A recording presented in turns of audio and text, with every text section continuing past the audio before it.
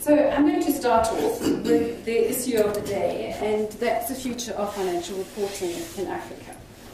But before we can get to the future, we want to find out what the state of play is, what is happening now. Vixen, tell us the state of play. Good evening, everyone.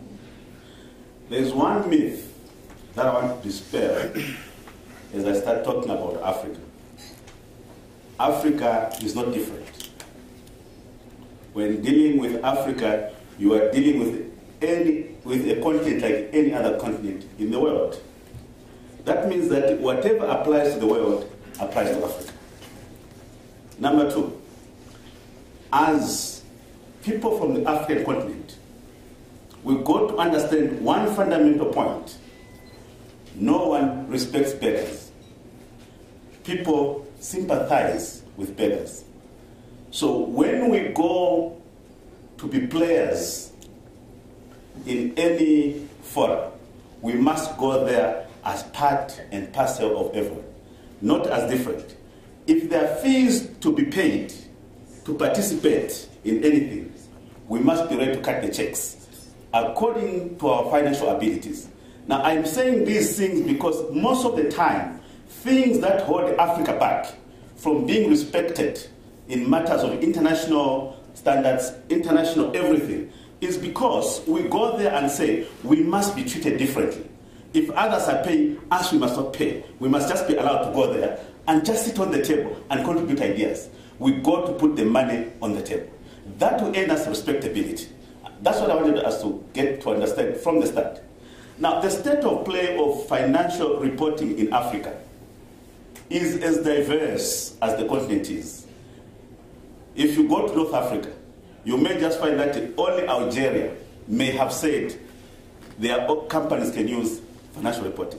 When you go to West Africa, especially in countries whose official language is French, you may find that there's still resistance in moving forward towards international reporting. And I want you people sitting here, especially people from the foundation as well as the board, you must go to this country with united messages. And please talk to the French in France, not the French in Africa. Let them stop telling people that Africa does not need international standards. I have heard these statements coming from France on several occasions. Those are not acceptable. They are the ones who are holding Africa back from moving forward in that part of the world. This man is fantastic.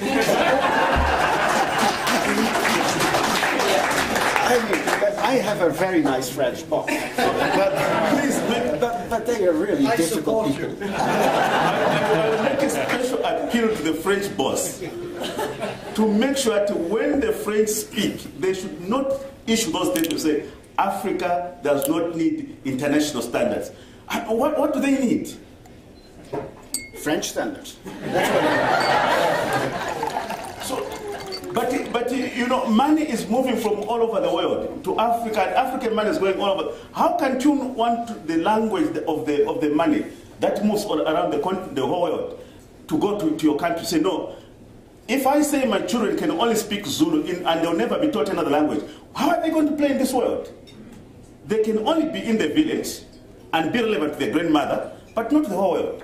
And I'm saying that Africa can no longer continue to be told this sort of saying, you do not need this. We do need them. That's the state of play. Yeah, and those are wise words indeed, and well said, and we probably all agree with them. But there are challenges in the rest of Africa. Simon, your bank has spread its operations throughout the rest of Africa.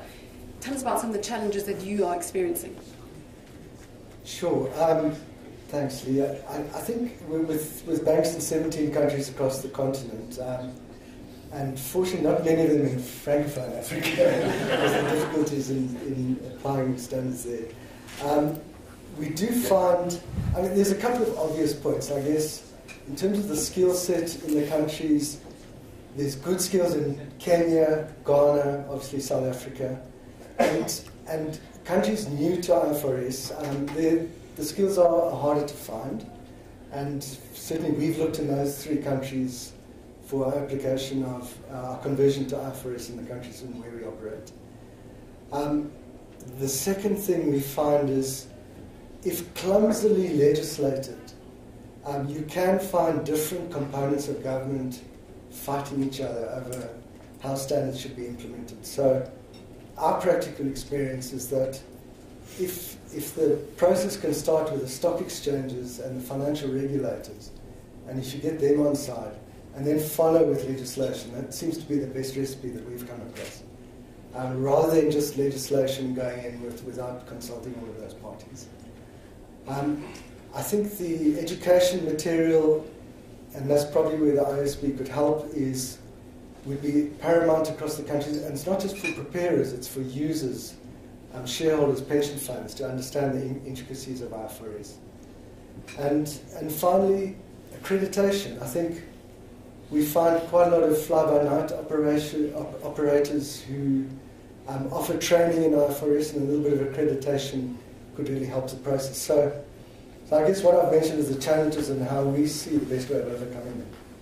And Arthur, as an investment professional, it's important for you to be able to rely on the financial statements that you're reading.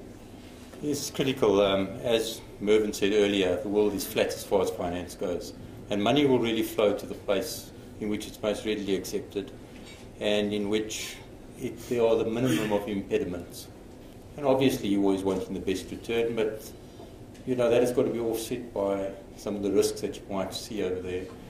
And Africa is, in a way, in the sophistication of markets, is maybe in its infancy. We in South Africa are much more sophisticated. We have a very liquid market, and this does make a big difference. It's critically important that we have reporting that we can believe, reporting that we can take, we can analyze it, and we can then derive the numbers from this. But that's only a fraction of the total. There's all the other aspects that go into it, and you will find a good analyst who's dealing at a company level will work his way right through that annual report from one end to the next to try and pick out the pieces which are going to give his analysis the edge over others. At the other side of the scale over there, you will have those people who rely on major databases. And from those databases, they are then leading companies that they believe they should be investing. And it's at that level that the reporting becomes even more critical, because those numbers have to be believable so that there's comparability across the board. In terms of complexity, and the world is just getting more and more complex, and the regulations are getting greater all the time, complexity actually just adds obfuscation. So we need to keep it simple, we need to keep it clear, we need to make it easy for people to understand. Yeah, and we're going to be grilling Hans a bit later on the complexity issue. Daniel, I can see it coming. Give us your view on, do the stock exchanges in Africa obviously have an important role to play? Do they talk to each other? Do you help each other? Certainly from a JSE perspective, it has been a strong drive over the years in terms of trying to grow in Africa as a business as well. And certainly I think the approach that we are currently following, we're certainly having far more success, and particularly working with the likes of Nigeria and Kenya, and really trying to work in partnership with them. Specifically as well, if one sees the benefits as an exchange we ourselves have had in terms of, for example, a dual listing in London. So to try and to be able to convince them of the benefits of potential dual listings. And the crux of that, ensuring that that process proceeds, is to make sure that there is the same accounting framework. So we have certainly been trying to facilitate and grow with those sorts of markets to try and make sure that their accounting is fully compliant with IFRS, not just in the word, but also when the actual application comes, because that's sometimes a difficulty. And I think Simon refers to it as well. If it's driven by regulation and people say, right, there's compliance with IFRS, but have they actually, complied with IFRS? And as a regulator, fellow regulator, pick up a set of financials, and you think, okay, well, I think everyone in the room will agree that sometimes, people have different views on IFRS. So it is critical from a business perspective, from an African perspective, that we move forward on one set of accounting standards. So this is a scenario, Hans. Yeah. What is your strategy for Africa? Well, this is my first time in Africa as chairman of the IASB, and I asked Wiseman, I told Wiseman Nkulu, our new South African trustee, I asked him, listen, Wiseman, I want to do more in Africa. Where should I go? I know now where to go. I first have to go to French-speaking Africa. I believe there is a PAFA meeting in Côte d'Ivoire in May, so I'll put it in my agenda right away. In terms of what I also liked very much were your words, Vixen, about equal treatment. That's what we have to give across the world, wherever business is being done, regardless of the level of development. Having said that, I am really glad that I have 4 members on my board that come from emerging markets and that know of the problems in emerging markets. To give you one concrete example, which I also gave in my speech yesterday, we are now having a very complicated discussion with the Americans on the impairment of bank assets. Where the discussion is, when should you take the losses? The Americans think that you should take all expected losses on a loan on day one when you issue the loan. We have conceptual problems with that, but we also think, and Daryl in our Daryl Scott, our South African member, pointed out that in a continent like Africa, obviously a lot of loans that are being made are of sub-investment grade because of the nature of the market. You make up for the higher risks through higher interest rates and you make the loans. If you would have to take the full expected losses on those loans on day one, that would be extremely discouraging for lending practices here in Africa. And it was that kind of insight that we have on our board that helped sway opinion towards another model that we are approaching. So yes, equal treatment to everybody, but we have to take everybody's perspective into account, and that's what we try to do at the ISB. Do you think that Africa has a different set of challenges to other emerging markets, or are we all lumped together?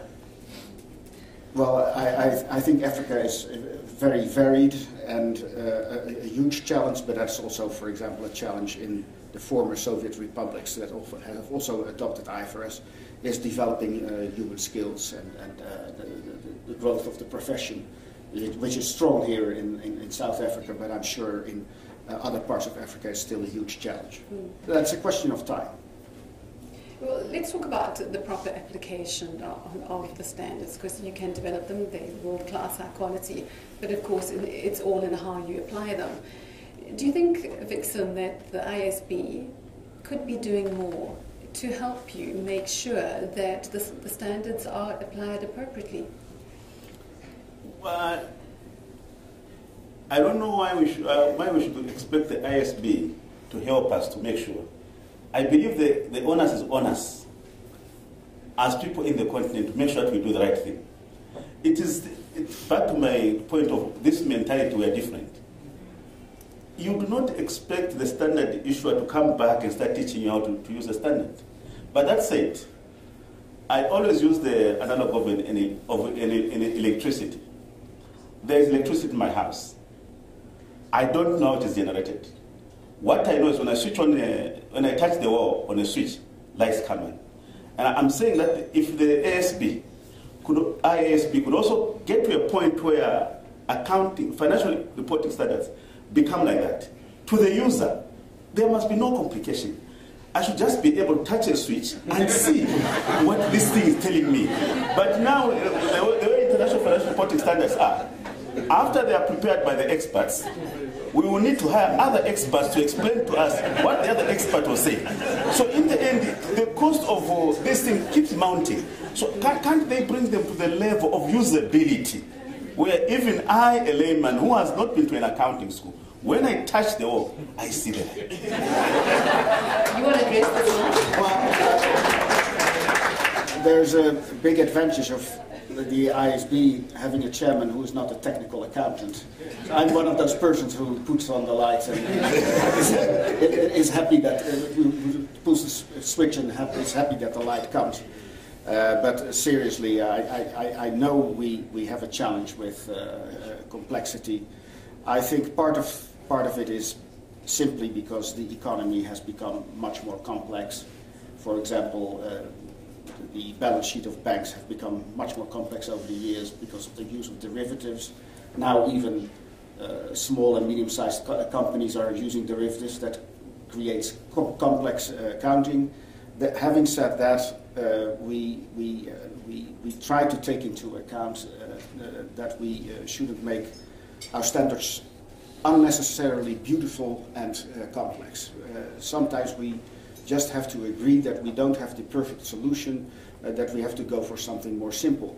Again, this impairment standard that we're currently developing, it contains an element that we all board members think is conceptually wrong and ugly. Still, we have introduced this, it's the 12-month PD, the first bucket of loan losses. Everybody's telling us it's ugly, it is conceptually not right, but as a practical expedient it will do. And that's why we introduced it. And then in that way we hope that the banks can work with it. They've told us they can, so we can move forward.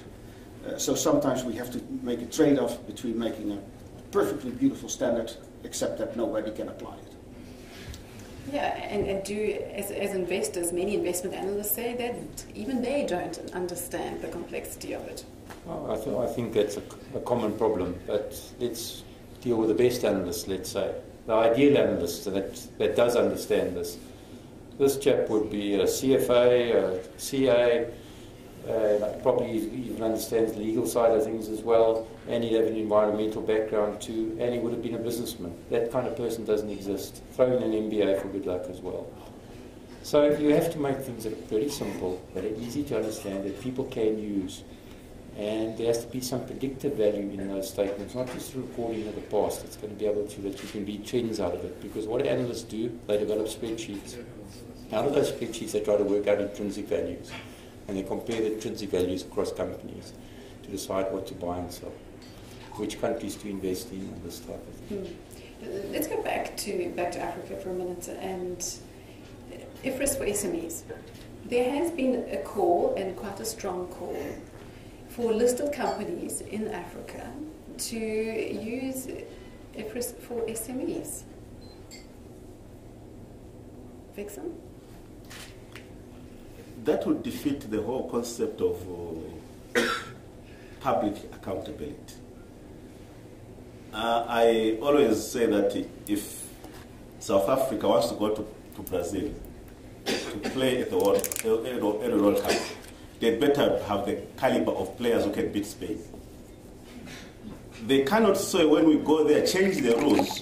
When we go in the field ourselves, please use different standards. A goal, even if it doesn't cross the goal line, it's a goal because we're African. So no, if the IFRS for SMEs was not meant for general purpose accounts, it cannot be. I mean, if it wasn't meant if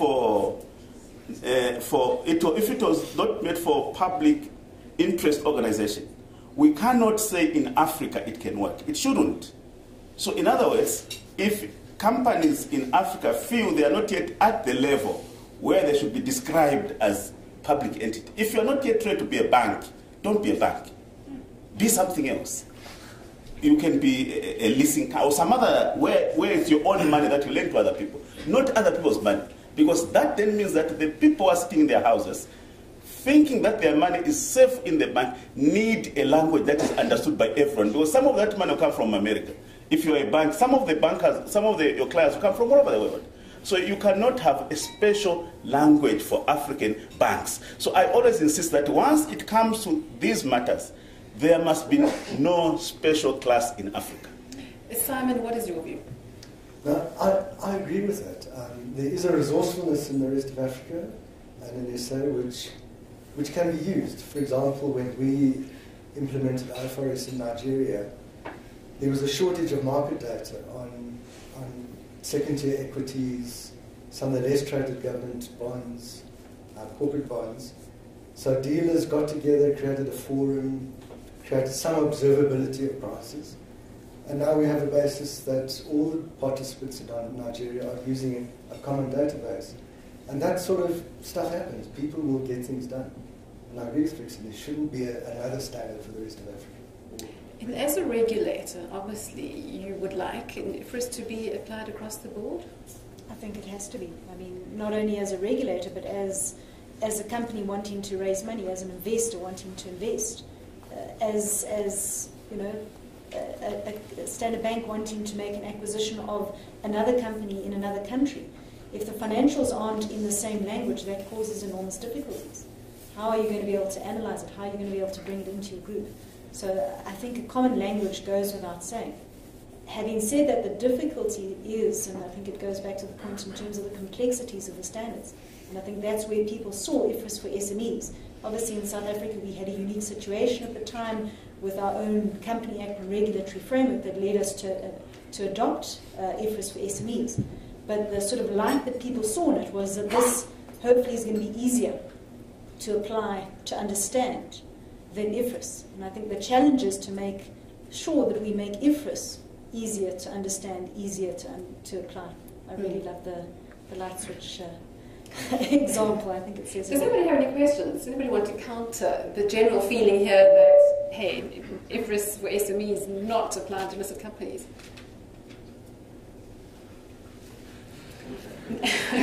We have put a South African in charge of IFRS for SMEs. Daryl is taking care of it. Okay, and anyway, There's a person there. Trevor Derwin.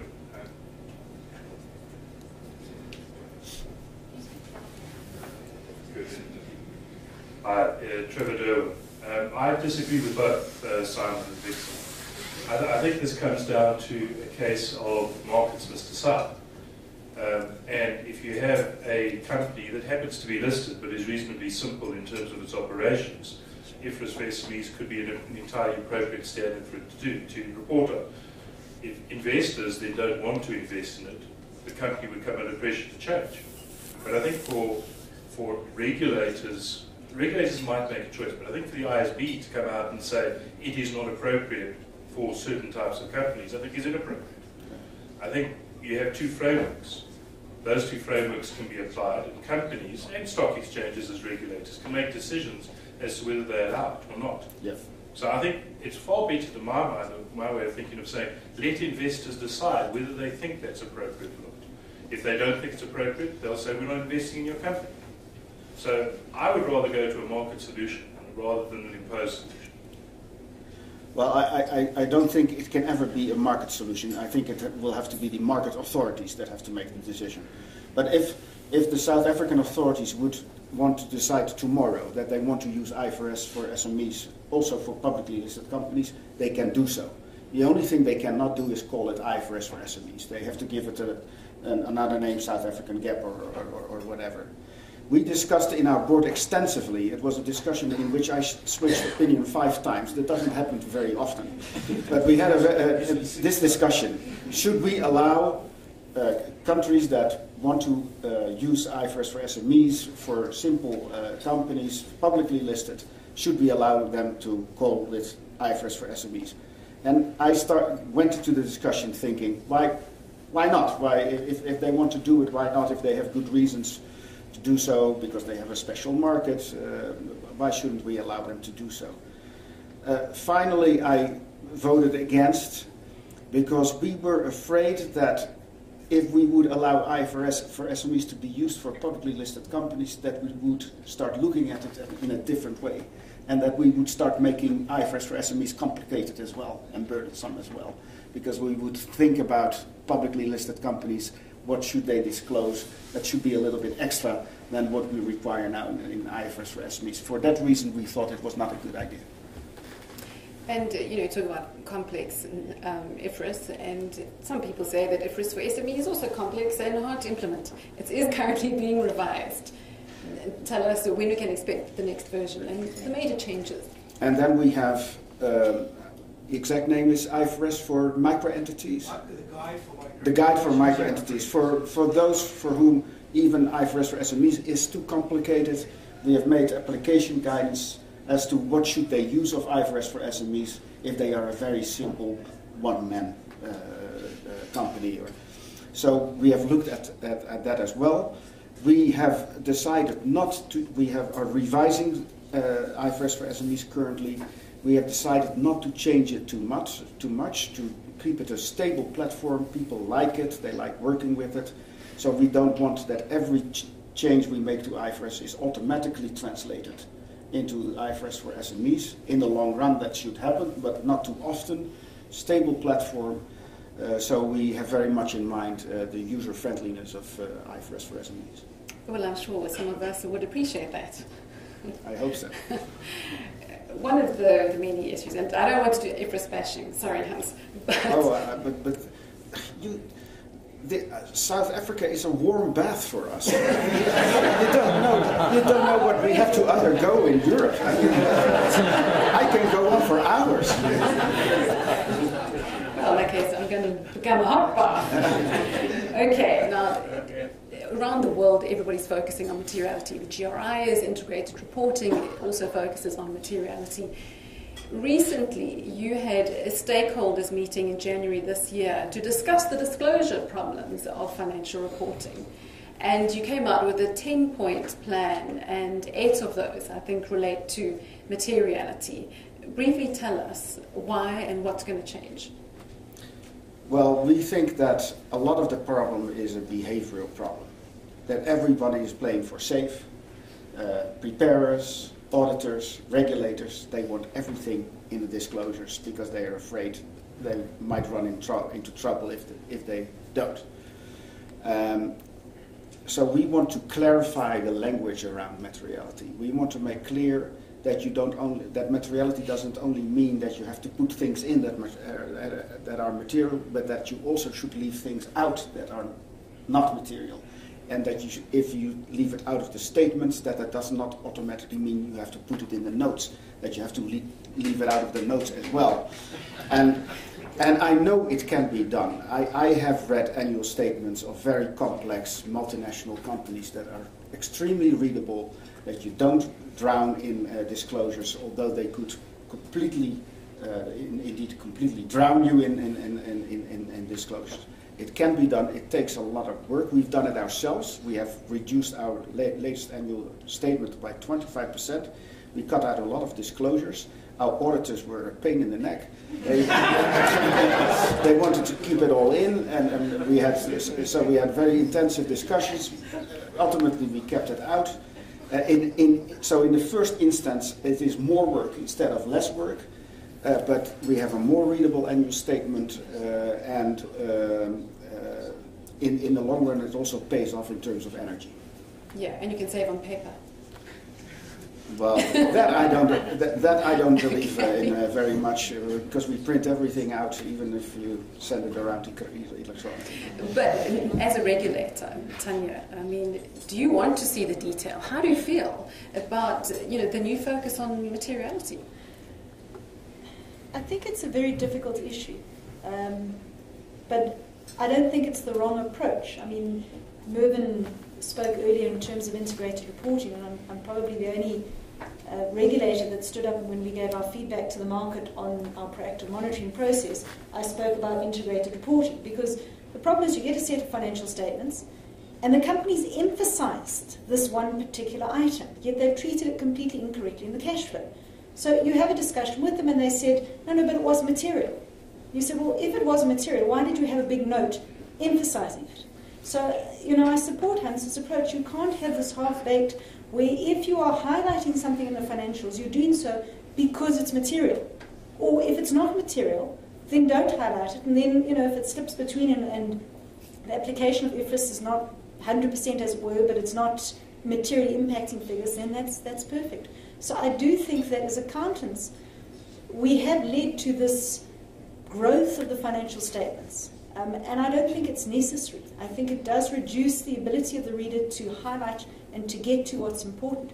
It is very difficult, both as a regulator. We look and we say, okay, well, if this information is there, is it important to the analyst? You speak to the analyst, they say, no, we want everything.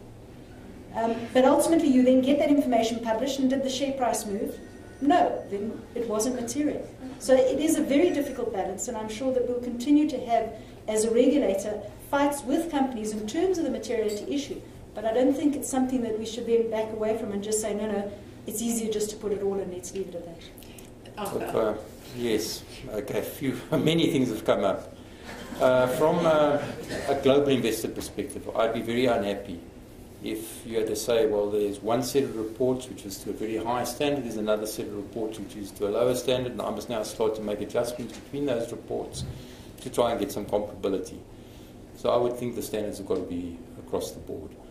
As we're talking, it's making me think about ethics. When you talk about ethics, you're not talking about ethics for one person and a different set of ethics for another person. There should be a global standard of ethics as well. What's right and what's wrong. Of course, analysts will always want everything they can get. You know, that's just the nature of the beast. They would like as much information as they can get, and they might ignore most of it.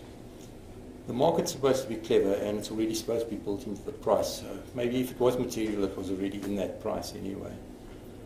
But from an analyst perspective, the more complex you make things, the more they're going to concentrate just on those very small numbers right at the end, which are really, let's say, the earnings per share and a few other things, and the dividend yield and whatever else, instead of actually being able to do more complex analysis, which is what those companies really deserve and what their investors deserve as well. I also do a lot of work with CFA Institute, and there we are really the people that stand for the final investor, fair treatment of the final investor, and be that final investor the individual or else the pension fund or whatever. Those people, we owe it to them to be able to give them reporting that can be analysed correctly so that the best investment decisions can be made for those people. Simon, as a preparer, what's your view? Well, I think we've kind of skated a little bit on integrated reporting, because I think it can help navigate the more material issues in the financial statements themselves. So to me, if cleverly done, the key things that really increase the investment horizon in the company can be located in a good integrated report, and there can be orientation to the financial statements themselves, which I think then you have the best of both worlds. You have, for the analyst who really wants to number crunch on some of the nights they're there, but someone who's got 2 hours to understand the company, they could start by using an integrated report. So that's how we're starting to think about an integrated report over the next couple of years. Vixen, your view on materiality, then we're going to get to integrated reporting, Hans. Now, if you start talking about materiality to me now, you're putting me in a pool that I don't swim. Okay. I'll leave it to you. Moving right along. You know, you have this MOU, Hans, yes, with the IRC, but practically, you know, how do you see your standards fitting in with the integrated reporting? Well, that's what we want to make sure that it does. Mervyn and I met before I even I had already been appointed, but I had not yet taken the position of chairman of the ISB. We met in my home in The Hague. You cannot escape Mervyn, even if you would like to. And so we got off for a good start, and it still remains to be seen where integrated reporting is going precisely, but that it's going somewhere is very clear. And what should also be clear is that our standards and the other GRI standards, that they don't bite each other and that they complement each other. And that's why we have to be part of this process. That's why we are a member of the IARC, and that's why we want to be present at the creation. Yeah. Questions on the floor? Materiality? Yeah, question over there. Okay, sure, go ahead.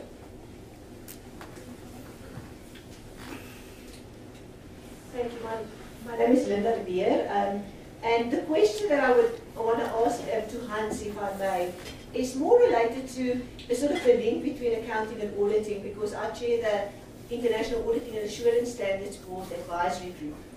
Now, Hans, you would probably know that 2 weeks ago the IAASB approved an exposure draft on auditor reporting.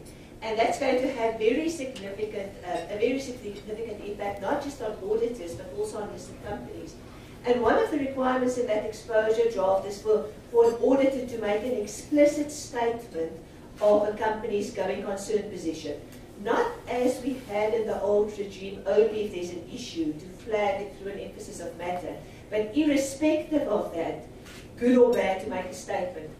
Now the problem throughout the consultation of this process and so on has always been that the auditors and the companies commenting on this are saying, but it's not clear in IFRS what the going concern assumptions really are and how to get to a conclusion. There are also huge differences and huge disagreements there seen between the ISB standards or IFRS on the one hand and the American standards, US GAAP on this.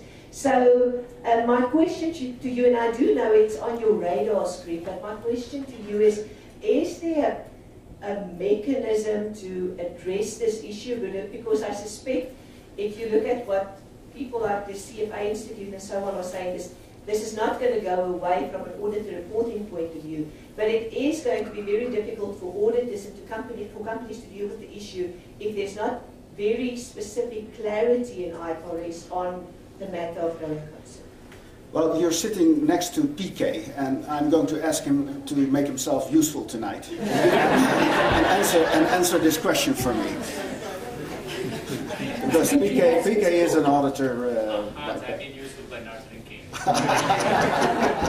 I'm there. In fact, Linda, thank you for that question. The point is that we at the IASB strongly believe, compared to US GAAP, we have all along had a standard or some requirement in IAS1 to talk about going concern. On the other hand, US GAAP never had anything on going concern. It was always left to the auditors.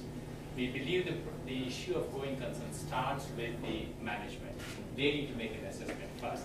Then the auditors come next. Rightfully, the International Auditing Standards Board, for which I'm a liaison in the IASB, has wrote a letter to us asking us to take up this issue to get more clarity on it.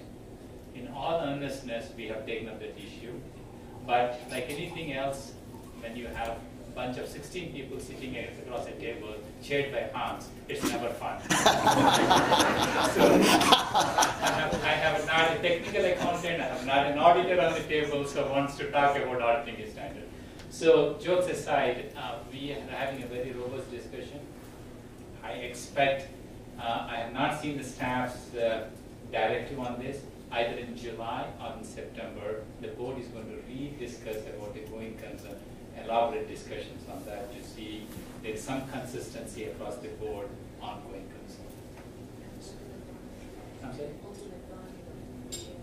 Ultimate timing of the standard, it is asking when would something come out. If baby come out, I can promise you it will come out in 9 months. But when it comes to a standard, it's not that easy because we have due process. So what we are going to do, we need to follow the due process. And Scott is very much here as a due process chairman here. We have to go through an exposure draft, then receive the comments, then finalize it. I will not be on the board, but I promise you, I think this issue will be done somewhere in 2014. That it is important and sensitive, that is clear. I think this whole question comes out of the financial crisis, where all of a sudden all these banks were falling left and right, and nobody had raised issues of going concern. So that we pay more attention to this, I think, is very much justified. Did I make myself useful? Absolutely. Thank you, PK. And that was very neatly battled by Hans. Okay. Further questions from the floor?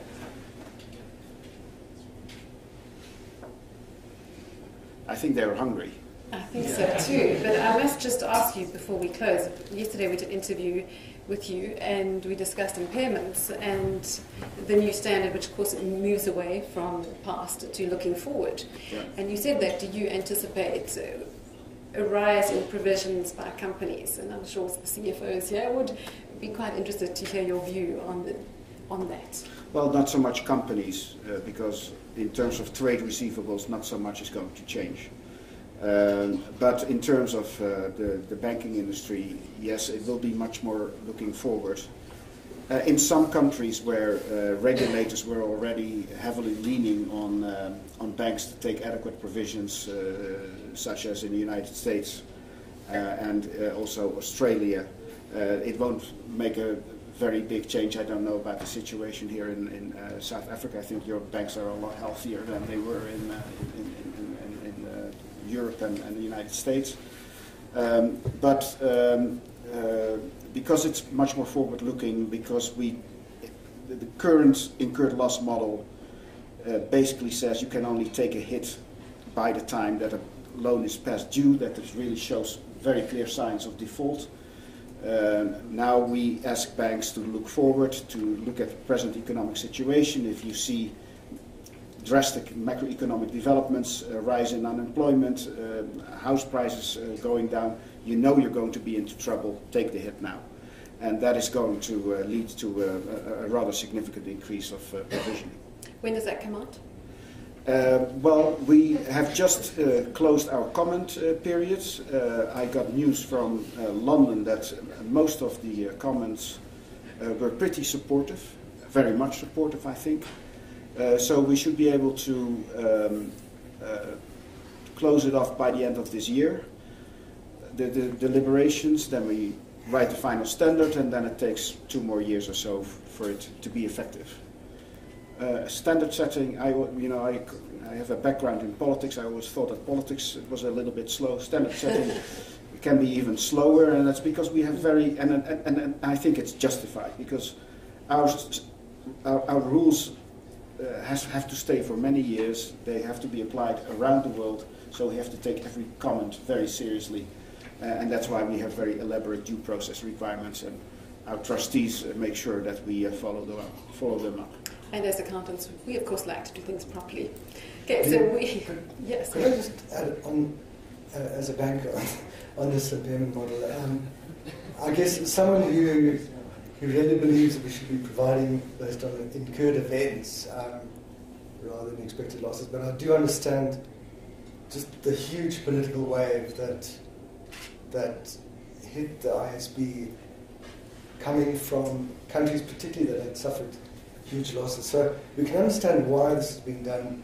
I do think the American approach is frankly potentially very damaging. I do applaud the compromise that the ISB are looking at. But it's particularly long-term lending that is so important to the growth in economies. Yeah. Home ownership with home loans, small businesses borrowing money to buy equipment. The pricing on all of those instruments are going to be quite hurt by this if it's applied too drastically. And I think a compromise, and compromise is sometimes ugly, but I think it is the most sensible approach. Any other banker here want to make a comment? Yeah, but I can understand your support for more of an incurred loss model, but incurred event. Okay. But that is basically, I think, where we go. For example, just one example, if I still may, in the Netherlands right now, we have a sinking housing market. Prices have dropped by 25-30%. We have rising unemployment. Delinquencies are still very low in the Netherlands. But they're coming. We know they're coming. And banks tell us we cannot take losses. Well, I think even with the incurred loss model, you can do more than they do. But that has to end. And I think our new model is going to create a standard in which, in such clear circumstances, you simply have to take adequate provisions. Well, we look forward to seeing standard. I'm sure the markets will be waiting for it as well. Okay, so we're out of time. So 30-second soundbite from each of you about the topic of the day, the future of financial reporting in Africa. Tanya. I think from our perspective, I think the crux is to try and make sure that the financial reporting is as simple and concise as possible. And it's not just the standard setters that need to take responsibility for that. It's the listed companies that need to take responsibility for that, to pay careful attention to the message that they are communicating to investors in their financials. That it's not just a compliance document that they're putting together, but that it is their story and their figures that they are communicating. Arthur. Yes, I think we've got to be very careful not to generalise across the whole of Africa for one thing, but it undoubtedly will get better. I think the base is quite low. It'd be very important to develop liquidity as we go along, because that's what will attract investors in, is liquidity and believable accounting. Simon? I mean, if we look at the African companies that are listed in their countries, they do seek capital from global markets. They therefore have to follow these standards, and I think, as difficult as it's going to be, there isn't too much choice, really. Dixon? Yeah, my further appeal to the ISB and the First Foundation is that as we interact with the accountants profession in Africa, do advise that IFRSs are meant for public interest entities. I know countries, especially in East Africa, they just say any limited company shall apply IFRSs, whether it's a bakery, a hair salon, as long as you say limited, when you registered it, IFRSs. And I think that is not what they were meant for. So I think all these things must be brought across. And you get the final word. Well, I just want to thank you as South Africans for all the support we get from this country, and for being such a progressive country in terms of financial reporting. Mervyn King has made a great contribution to that. It's really a pleasure to be here and to work with you, and your input in our work is very strong for that very reason. I will leave South Africa very much motivated to give more focus on Africa, because I think we are not doing enough. This is the beginning of my third year. It's my first visit to South Africa, to Africa. It's not good, so I'll make up for it and try to come back more often. We look forward to that. Okay. And thank you so much for your participation. Thank you to our expert speakers, Tanya Wimberly, Arthur Thompson, Simon Ridley, Vixen Nkube, and of course Hans Hoegevorst.